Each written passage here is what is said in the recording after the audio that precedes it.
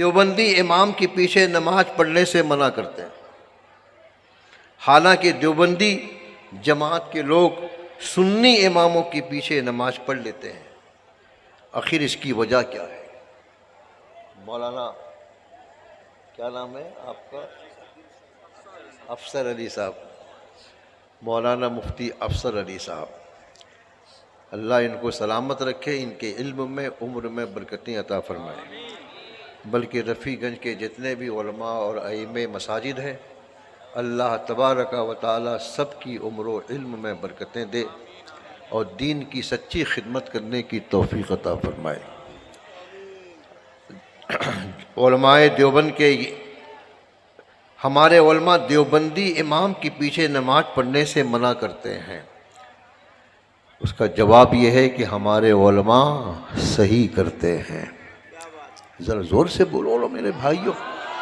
उसका जवाब यह है कि हमारे उलमा बोलो सही करते हैं।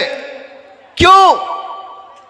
इसलिए कि देवबंदी जमात के उलमा और अइम्मा ये हमारे और आपके पैगंबरों रसूल के गुस्ताख हैं।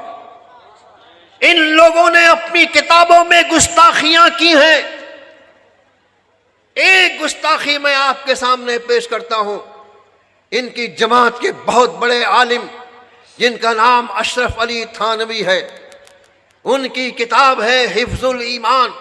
उस किताब में उन्होंने जो कुछ लिखा है उसको पेश करने से पहले मैं आपसे एक सवाल करता हूं। पहले मुझे बताइए, रसूल पाक का गुस्ताख क्या मुसलमान हो सकता है? हाथों को लहरा के बोलिए, रसूल पाक का गुस्ताख क्या मुसलमान हो सकता है? और मुझे बताओ कि अगर मैं किसी की आंख के बारे में बोलूं कि इसकी आंख बिल्ली की तरह है, उसकी आवाज गधे की तरह है, उसका चेहरा सूअर की तरह है, उसकी गुस्ताखी होगी या नहीं? बोलो जोर से, होगी। मौलाना अशरफ अली साहब थानवी ने हिफ्जुल ईमान के सफ़ा नंबर 8 पे लिखा है कि रसूल पाक का इल्म कुत्ते बिल्ली सूअर की तरह है। बोलो माज़ अल्लाह, एक आवाज होके बोलो माज़ अल्लाह। बोलो, रसूल पाक के इल्म को अगर कोई कुत्ते की तरह बोले, बिल्ली की तरह बोले, सूअर की तरह बोले, चौपायों की तरह बोले, पागलों की तरह बोले, छोटे बच्चों की तरह बोले, आम इंसानों की तरह बोले, ये मेरे रसूल की तौहीन है या नहीं? क्या तौहीन रसूल करने वाला मुसलमान हो सकता है? और जब वो मुसलमान नहीं तो उसके पीछे नमाज कैसे पढ़ी जा सकती है? इसलिए हमारे उलमा ने जो कहा है देवबंदी इमाम के पीछे नमाज मत पढ़ो, सही कहा है, सही कहा है। हरगिज हरगिज किसी देवबंदी को अपना इमाम न बना।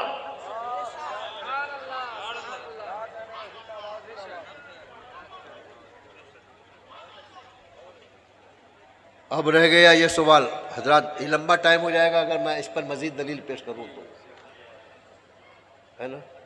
अब दूसरा सवाल इसमें क्या है? देवबंदी जमात के लोग सुन्नी इमामों के पीछे नमाज पढ़ लेते हैं, हम नहीं पढ़ते। अरे हम नहीं पढ़ते हैं तो यही हमारे ईमान की दलील है। जोर से बोलो, जोर से बोलो। इनके बहुत बड़े पेशवा जिनका नाम अशरफ अली थानवी है, मैं भी किसी दूसरे मौलवी का नाम नहीं ले रहा हूँ, सिर्फ एक ही का जिक्र कर रहा हूँ।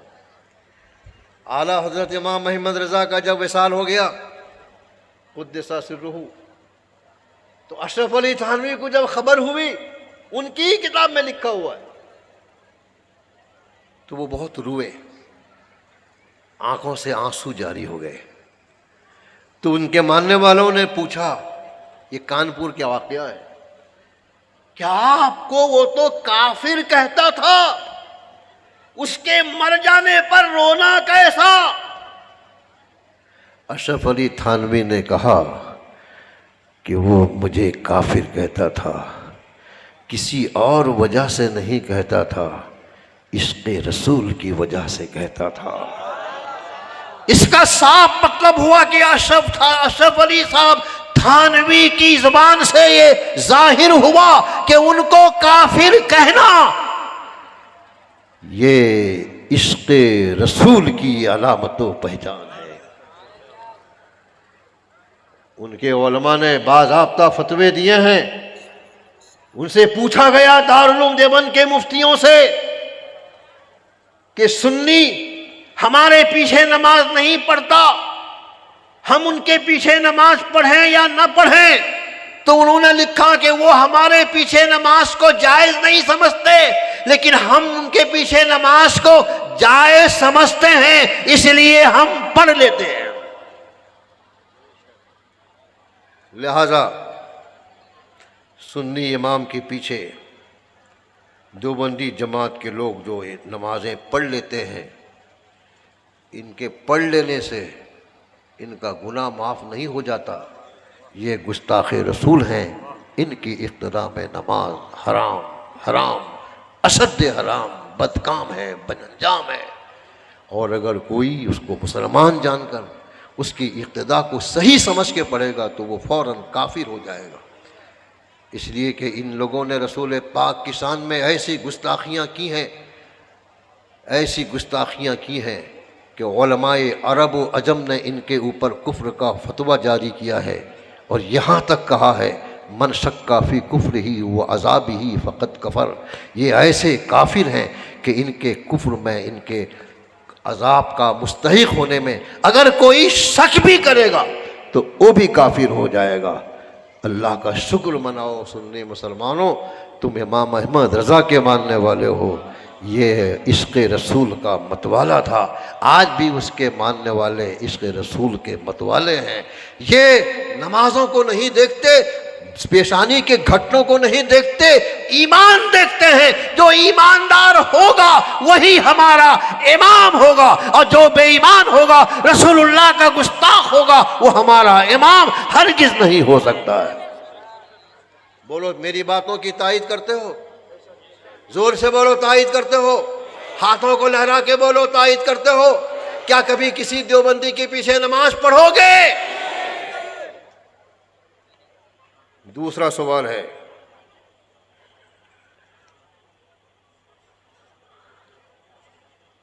हमारे यहाँ दूल्हा वाले शादियों में जहेज का मुतालबा करते हैं, नकदी या गाड़ी वगैरह मांगते हैं।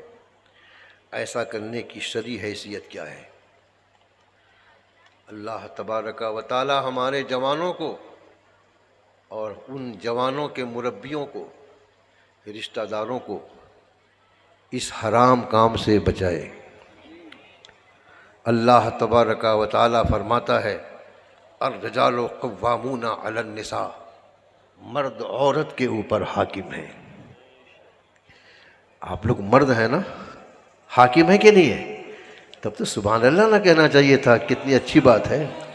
अर्रिजालु क़व्वामूना अलन निसा, मर्द औरत के ऊपर हाकिम है। हाकिम का हाथ हमेशा ऊपर होता है, महकूम का हाथ हमेशा नीचे रहता है। अल्लाह ने औरतों को हुक्म दिया है कि तुम मांगो। जोर से बोलो, जोर से बोलो, जोर से बोलो। अल्लाह ने औरतों को हुक्म दिया है तुम मांगो। रसूलुल्लाह ने हुक्म दिया है, अरे औरतों तुम मांगो। क्या मांगो? महर मांगो, जितना चाहो मांगो, कोई रुकावट नहीं है। 1000 भी मांग सकती हो, 10,000 भी, 1 लाख भी, 10 लाख भी, 50 करोड़ भी मांग सकती हो। मांगो, ये काम तो औरतों का है। हमारे मर्द और उनके मुरब्बी औरतों का काम क्यों कर रहे हैं? याद रखो, तुम हाकिम हो, तुम किसी के मोहताज, औरतों के मोहताज नहीं हो। इसलिए जहेज का मुतालबा करना शरा की रोशनी में हराम है, बदकाम है, बद अंजाम है। लिहाजा कोई भी शख्स अपनी बेटे की शादी में या कोई भी लड़का अपनी शादी में किसी भी किस्म के जहेज का मुतालबा नहीं कर सकता, न नकदी की सूरत में और ना गाड़ी और बाड़ी की सूरत में। अल्लाह तबारका व तआला हमारे जवानों को इससे महफूज फरमाए। हज़रात, तीसरा सवाल है, निकाह के सही होने के लिए क्या ज़रूरी है? क्या सुन्नी का निकाह देवबंदी से हो सकता है? काफिर से निकाह करने से निकाह होगा क्या? अरे ज़ोर से बोलो ना, अभी तो बता चुका हूँ मैं। काफिर से निकाह करेंगे तो काफिर होगा, निकाह होगा। अभी मैंने बता दिया, देवबंदी अपनी गुस्ताखी की वजह से, गुस्ताखी खुदा और रसूल की वजह से काफिर व मुर्तद है। और जो काफिर व मुर्तद होगा उसका निकाह पूरी दुनिया में किसी से नहीं हो सकता। ये हमारे मौलाना मुफ्ती अफसर साहब शायद फतवा नवेसी भी ये करते हैं। मुफ्ती अफसर से मेरा कान मानूस हुआ है। आप इनसे पूछिए, वो आपको बताएंगे। जो मुशरिक हैं, मुशरिक बुतों के पुजारी हैं, उनका निकाह मुशरिका औरत से तो हो जाएगा, उनके बच्चे भी हलाली पैदा होंगे। जो काफिरे असली हैं उनका निकाह काफिरे असलिया से हो सकता है, उन्हीं के मज़हब की औरत से हो सकता है, और उनसे जो बच्चा पैदा होगा वो हलाली करार दिया जाएगा। लेकिन जो ईमान लाने के बाद कुफ्र करता है, जो मुर्तद है, जिसने रसूल पाक की शान में गुस्ताखी की है, जैसे देवबंदी वगैरह के लोग, जिन लोगों ने गुस्ताखी रसूल का इर्तिकाब किया है, उनका निकाह पूरी दुनिया में, पूरी कायनात में किसी से नहीं हो सकता। यहाँ तक कि देवबंदी मर्द अगर देवबंदी औरत से शादी करेगा तो भी नहीं होगा। उससे जितने बच्चे पैदा होंगे कोई भी हलाली पैदा नहीं होंगे।